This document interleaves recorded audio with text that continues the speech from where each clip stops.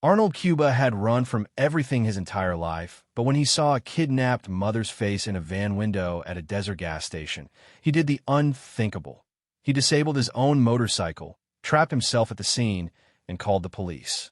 Now he had 25 minutes to keep a killer calm before help arrived.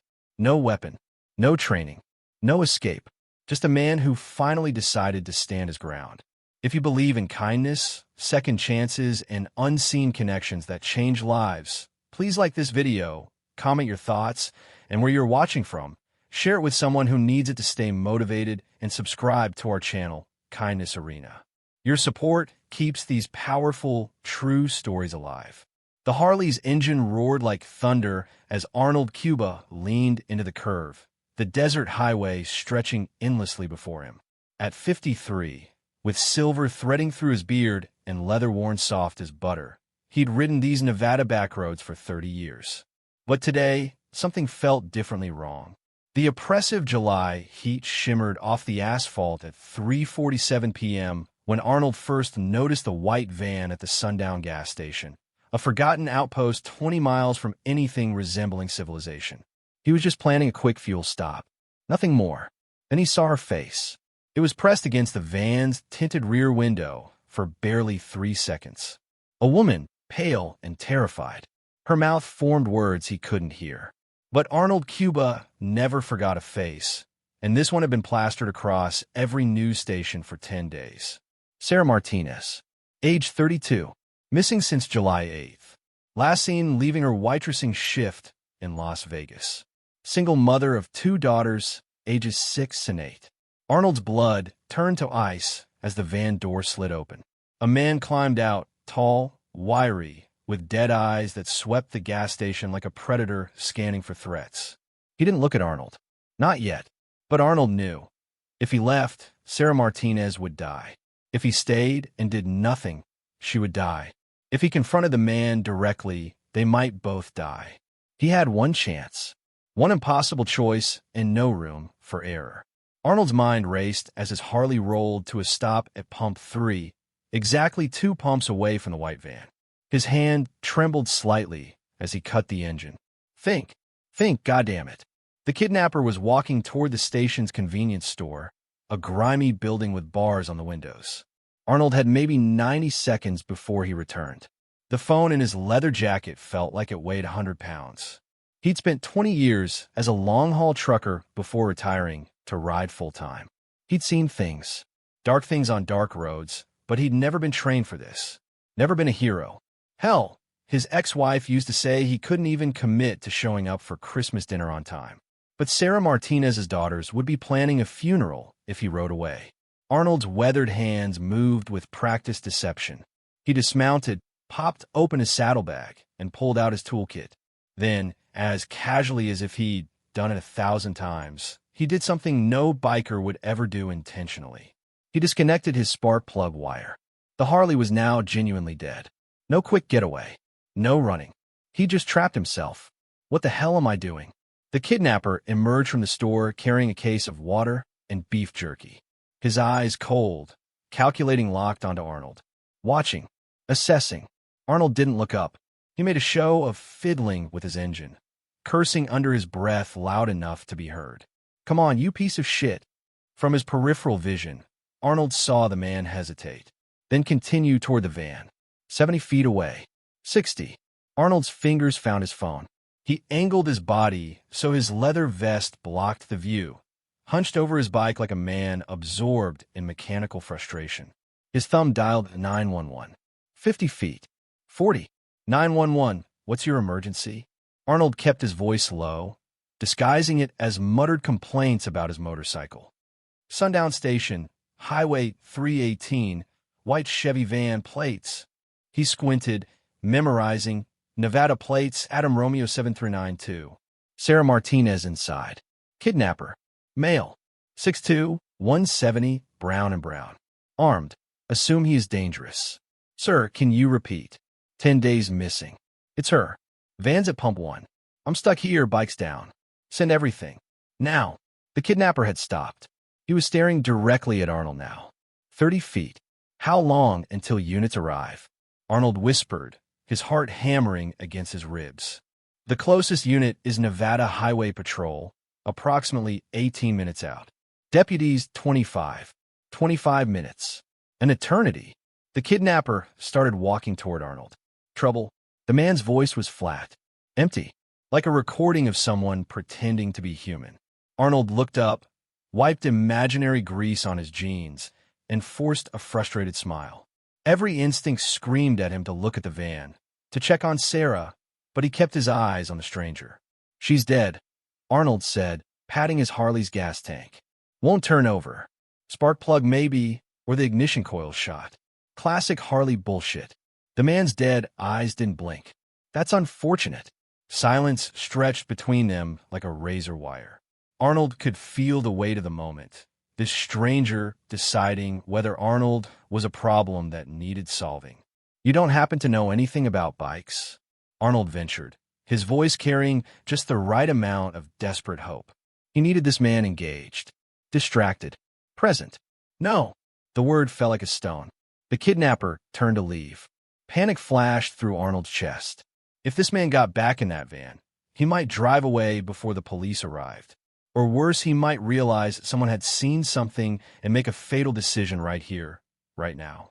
"Wait, hey, you couldn't spot me some water, could you?" Arnold called out. "I'm overheating out here, and I don't want to leave my bike if I can get her started." The man stopped, turned slowly. Those dead eyes are calculating again. For 3 terrible seconds, Arnold was certain he'd made a fatal mistake. The kidnapper's hand drifted toward his waistband, where Arnold now noticed the bulge of a concealed weapon. Then the stranger reached into his bag and tossed Arnold a water bottle. It hit Arnold's chest harder than necessary. "A message. I could hurt you if I wanted." "Thanks," Arnold said, twisting the cap with hands he was forced to stay steady. "Are you local?" "Passing through." "Same. I'm heading to Arizona. Got a brother in Tucson." A complete lie, but it sounded real. "You?" "North." The man was already walking back to the van. 11 minutes had passed. 14 minutes until help arrived. Arnold needed a new play. "Your van's engine sounds rough," Arnold called out, listening to the white van's idle. "You might want to check your transmission fluid before you hit the highway. That grinding noise, that's expensive damage waiting to happen." The kidnapper paused with his hand on the van door. There was no grinding noise. Arnold was gambling everything on human psychology. The fear of unexpected vehicle trouble in the middle of nowhere. The doubt he could plant. "I don't hear anything," the man said, but his voice carried a thread of uncertainty. "Rev it a bit," Arnold insisted, standing up and wiping his hands like a concerned fellow traveler. "I spent 20 years driving trucks. I know that sound. You blow your transmission out here, you're looking at a 1,000-mile tow." The kidnapper's jaw tightened. He was annoyed now, which was dangerous. But he was also stuck. Driving away would mean possibly ignoring a real mechanical problem, and in the desert, that could be fatal. He climbed into the driver's seat and revved the engine. Arnold walked closer, forcing himself to move with the casual confidence of someone who knew engines and nothing else. Not too fast, not threatening, just a helpful stranger. He stopped 10 feet from a van, close enough to see through the front windshield, far enough to maybe survive if things went wrong. "Again," Arnold said, cupping his ear. The engine roared. Through the darkly tinted windows, Arnold caught another glimpse of Sarah Martinez in the back. She was bound, gagged. Her eyes were wide with a cocktail of terror and desperate hope. She'd seen him making the phone call. She knew. "Sounds fine to me." The kidnapper snapped, killing the engine. "Maybe you're right," Arnold conceded, backing away with his hands up in surrender. "My hearing ain't what it used to be. Sorry to waste your time." The man's eyes narrowed. "What's really going on here?" Arnold's heart stopped. "What do you mean?" Arnold kept his voice light, confused. "Your bike." The kidnapper stepped out of the van, closing the distance between them. "You said it won't turn over, but I didn't hear you try to start it. Not once." "Shit." Arnold's mind raced. The man was 6 feet away now. 5. Close enough that Arnold could smell cigarette smoke and something else, something chemical and wrong. The gun bulge at his waistband was unmistakable now. "I was checking the spark plug first," Arnold said. "No point flooding the engine if." "Show me." "What?" "Try to start it. Right now." Arnold's throat went dry. His Harley wouldn't start because he deliberately disabled it. The moment he turned that key, this man would know something was wrong. Would know Arnold was stalling. Would know that someone had figured it out. And Sarah Martinez would die. Probably both of them. Arnold walked back to his bike, the kidnapper following like a shadow. 15 minutes had passed. 10 more until the police arrived. 10 minutes felt like 10 years. His hand gripped the key. In his pocket, his phone was still connected to 911, the dispatcher hearing everything. He hoped they were flying down that highway. I hoped they understood the situation. Hoped he'd see tomorrow. Before I try it, Arnold said, turning to face the man, "Can I ask you something?" "No." "How long have you been running?" The air between them crystallized. The kidnapper's hand moved to his waistband, fingers wrapping around metal. "Because I've been running my whole life," Arnold continued, his voice steady despite the terror coursing through his veins. "From responsibility, from commitment, from anything that mattered. I ran from my wife, my kids, every hard thing I ever faced." "What the fuck are you talking about?" "I'm talking about today. Right now. This moment." Arnold squared his shoulders. "I'm 53 years old, and I've never stood my ground for anything important. But I'm standing now, and I'm not moving." The gun cleared the waistband, black metal glinting in the desert sun. "You don't know what you're doing, old man." "Yeah, I do." Arnold's hand stayed at his sides, open, unthreatening. "I'm giving a mother a chance to see her daughters again. I'm giving you a chance to make a different choice. And I'm giving myself a chance to finally be someone worth being. I will kill you right here. Maybe. Probably. But those police cars are 7 minutes out now, and you're going to hear them coming long before they arrive. You can shoot me, but then what? You run? They'll find you. You take that van? They'll chase you. Your face will be on every news station by tonight." The kidnapper's hand shook slightly, not with fear, but with fury. "You call the cops." "I did." "When? Does it matter?" For a moment, Arnold thought he'd miscalculated everything. The man's finger moved to the trigger. Arnold could see the decision forming behind those dead eyes, the calculation of whether killing this meddling biker was worth the complication. Then, distantly, impossibly, Arnold heard it, the faint wail of a siren. The kidnapper heard it too. His head snapped toward the highway. The gun wavered. "It's over," Arnold said quietly. "Let her go. Walk away right now. You might make it to the hills. Take that van and her with you. You won't make it a mile." The mathematics of escape played across the kidnapper's face. He looked at Arnold, at the van, at the highway where dust plumes now rose in the distance. Multiple vehicles approaching fast. "You stupid son of a bitch," the man hissed. "You don't even know her. I know her daughters are 6 and 8. I know they've been crying themselves to sleep for 10 days. And I know that's enough." The sirens were louder now. Multiple units. "Close." The kidnapper's hand dropped. Not in surrender, but in calculation. He looked at Arnold one last time, a look that promised if they ever met again, only one of them would walk away. Then he ran, not toward the van, not toward Sarah. He ran toward the desert scrubland, legs pumping, disappearing into the heat shimmer and sagebrush.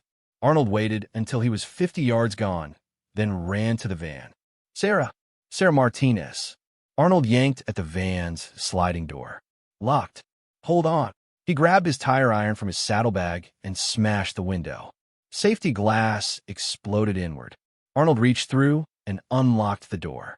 Sarah was there, bound with zip ties and duct tape, her eyes streaming tears. Arnold's hand shook as he worked at her bindings with his pocket knife. "You're okay. You're okay. I've got you." He kept repeating, his own voice cracking.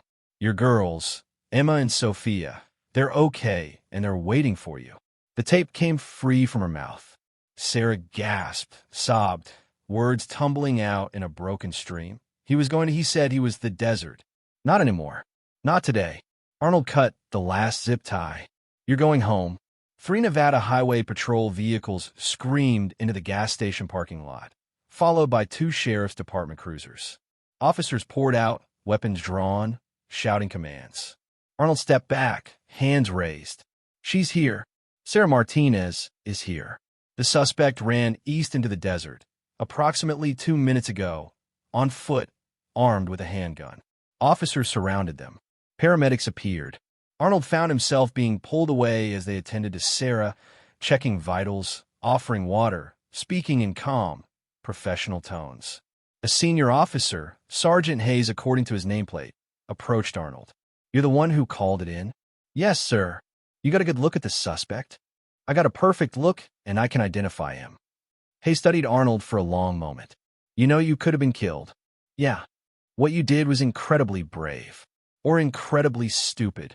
Arnold watched as paramedics helped Sarah into an ambulance. She was looking back at him, mouthing words he could read clearly. "Thank you. Thank you. Thank you." "Little of both, probably," Arnold admitted, surprised to find he was shaking now that the adrenaline was fading. "Well, incredibly stupid just saved a woman's life. Her kids will have their mother because you decided to be a hero today." Hayes held out his hand. "Thank you." Arnold shook it, his grip weak, his legs suddenly unsteady. "Just did what needed doing." "Your motorcycle, what's actually wrong with it?" Arnold almost laughed. "Nothing. I unplugged the spark plug wire to buy time." Hayes shook his head, something like admiration crossing his weathered face. 15 officers are searching that desert right now. We'll get him, and when we do, you're the star witness who kept this from becoming a murder. The ambulance pulled away, lights flashing, but no siren now. No more emergencies. Just a mother going home.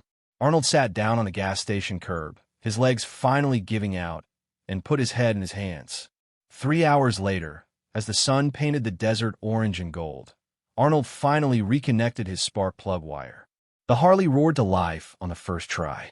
Sergeant Hayes approached one last time. "We got him." Half-mile into the desert, dehydrated and disoriented. "He's in custody." Arnold nodded, too exhausted for more than that. "His name's Michael Vernon. He has warrants in 3 states. Sarah Martinez was his 4th victim. The other 3. Hayes trailed off, the implication clear. The others hadn't been found in time. "Sarah wants to talk to you," Hayes continued. "She's at Desert Springs Hospital. Her family's there. If you want." "I'm not a hero, Sergeant. I'm just a guy who made a phone call." "You're wrong about that. But I understand." Hayes handed Arnold a card. "You'll need to come in for a formal statement tomorrow, and the FBI will want to talk to you. This case is bigger than we thought." Arnold pocketed the card and swung his leg over his Harley. The leather seat felt like home. The engine vibrated with familiar reliability. Everything was exactly as it had been this morning. Except Arnold Cuba was different. He'd spent 53 years running from hard things, from commitment, from moments that required courage. Today, he'd finally stood still, stood firm, and a mother would tuck her daughters into bed tonight because of it. As Arnold rode into the dying light, his phone buzzed with a text from an unknown number. "This is Sarah's sister. She asked me to tell you. Emma and Sophia keep asking about the biker who saved their mommy. They want to say thank you. No pressure, but if you're ever in Las Vegas." Arnold pulled over, stared at those words until they blurred. Then he typed, "Tell them their mom is the bravest person I've ever met. And tell them that when you love someone enough, you find the courage to do impossible things. That what their mom did every day for 10 days, she found courage. I just made a phone call." He hit send, then added, "I'll come visit when the trial's over. Promise. Promise." He'd said it, meant it. For the first time in decades, Arnold Cuba had made a promise he intended to keep. As he rode toward the horizon, Arnold thought about the man he'd been this morning, directionless, running from nothing toward nothing. And he thought about the man he was now, someone who'd proven that courage wasn't the absence of fear. It was making a phone call despite the fear, disabling your own motorcycle knowing you were trapping yourself, standing your ground when every instinct screamed to run. Somewhere ahead, a family was being reunited. A mother was holding daughters who'd feared they'd never see her again. 2 little girls were learning that sometimes strangers became heroes, and that hope survived even in the darkest places. And somewhere on a desert highway, a biker named Arnold Cuba finally understood what it meant to arrive at a destination that mattered. His Harley's engine roared into the night, no longer running from something. Finally, riding toward something worth being. Arnold Cuba walked into the Las Vegas courtroom in his dress clothes. Not leather, not his riding vest, but a clean button-down shirt and slacks. Sarah Martinez saw him from the witness stand and smiled, the first genuine smile Arnold had seen from her. The trial had been brief. Michael Vernon's attorney had tried to negotiate a plea deal, but the prosecution had an airtight case. Physical evidence, Arnold's testimony, Sarah's testimony, and most damning, Vernon's confession to the other 3 murders in exchange for avoiding the death penalty. As Arnold listened to the judge read the sentence, for consecutive life terms without possibility of parole, he felt something he hadn't expected. Not triumph, but sadness. Sadness for the lives destroyed, for the family shattered, for how close it had all come to a different ending. After the verdict, Sarah approached him in the hallway. Behind her, 2 young girls with dark curls and their mother's eyes held hands nervously. "Arnold Cuba," Sarah said softly, "I'd like you to meet Emma and Sophia." The girls stepped forward, and Emma, the older one, handed Arnold a drawing. It showed a stick figure on a motorcycle next to a bigger stick figure labeled Mommy. In the corner, a son smiled down. At the bottom, in careful child's handwriting, "Thank you for bringing my mommy home." Arnold knelt down, so he was eye level with the girls. His own eyes were wet, and he didn't care who saw. "Your mommy is the bravest person I've ever met," he told them. "You know why?" Both girls shook their heads. "Because even when things were scary, the scariest they've ever been, she never stopped believing she'd see you again. That kind of love makes people stronger than they ever knew they could be." Sophia, the 6-year-old, stepped forward and hugged him fiercely. Arnold held her gently, this tiny human who'd almost lost everything, and felt something break and heal simultaneously in his chest. That evening, Arnold sat at Sarah's sister's dinner table surrounded by family, Sarah's parents, her sister and brother-in-law, Emma and Sophia. They asked him about his travels, his Harley, his life on the road. "Do you have kids?" Sarah's mother asked. Arnold hesitated. "I have 2 sons, 27 and 25. I haven't been the best father. Haven't seen them in years." Sarah reached across the table and squeezed his hand. "It's never too late to make a different choice." Later that night, sitting in his hotel room, Arnold pulled out his phone and stared at 2 contact names he hadn't called in 5 years, Michael Jr. and David. His thumb hovered over the screen. Making that first phone call at the gas station had been terrifying. This one felt harder somehow, more personal, more vulnerable. But he thought about Emma and Sophia, about the promises he'd made, about the man he'd discovered he could be when it mattered most. Arnold took a breath and pressed the dial. The phone rang once, twice, 3 times. Then, "Dad, Michael, it's me. I know I don't deserve. I know I haven't." Arnold's voice cracked. "I want to try. If you'll let me, I want to try to be better." Silence on the other end. Silence that stretched and breathed and carried decades of hurt. Then, yeah, Dad, I like that." Arnold Cuba closed his eyes and let the tears come. Tears of relief, of regret, of hope. He'd spent his whole life running. Today, he was finally ready to stand still long enough to rebuild what he'd broken. Outside his window, his Harley waited in the parking lot. Tomorrow he'd ride north to Seattle. Not running anymore. Riding toward his sons. Toward the hardest, most important thing he'd ever done. The road ahead was uncertain and frightening.